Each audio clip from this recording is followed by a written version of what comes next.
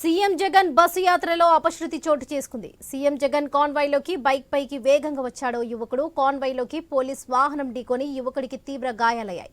గాయపడ్డ యువకుడిని అంబులెన్స్ లో తాడేపల్లిగూడెం ప్రభుత్వ ఆసుపత్రికి తరలించారు. ఉంగుటూరు నియోజకవర్గం పూల సమీపంలో ఘటన జరిగింది.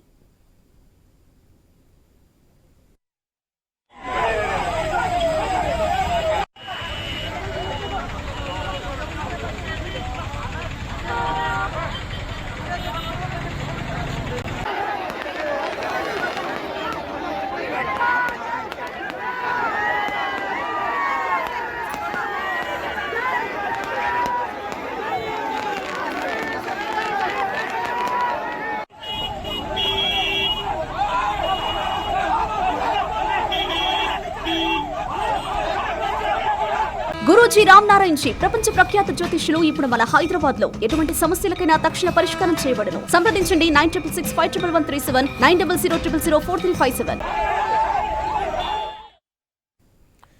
సీఎం జగన్ బస్సు యాత్రలో అపశృతి చోటు చేసుకుంది. సీఎం జగన్ కాన్వాయ్లోకి బైక్ పై వేగంగా వచ్చాడో యువకుడు. కాన్వాయ్లోని పోలీస్ వాహనం ఢీకొని యువకుడికి తీవ్ర గాయాలయ్యాయి. గాయపడ్డ యువకుడిని అంబులెన్స్ లో తాడేపల్లిగూడెం ప్రభుత్వ ఆసుపత్రికి తరలించారు. ఉంగుటూరు నియోజకవర్గం పూల సమీపంలో ఈ ఘటన జరిగింది. ఇదే విషయంపై మరింత సమాచారం మా ప్రతినిధి భార్గవ్ అందిస్తారు.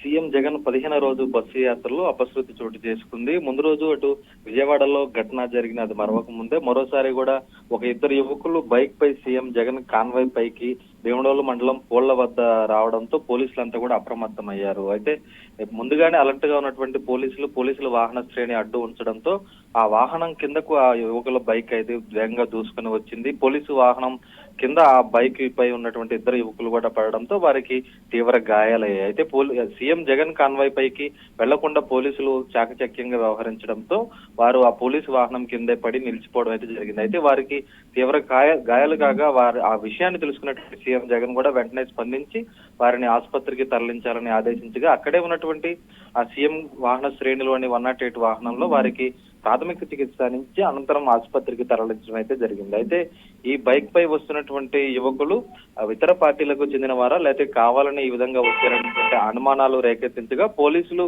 అనంతరం దర్యాప్తు కొనసాగించారు.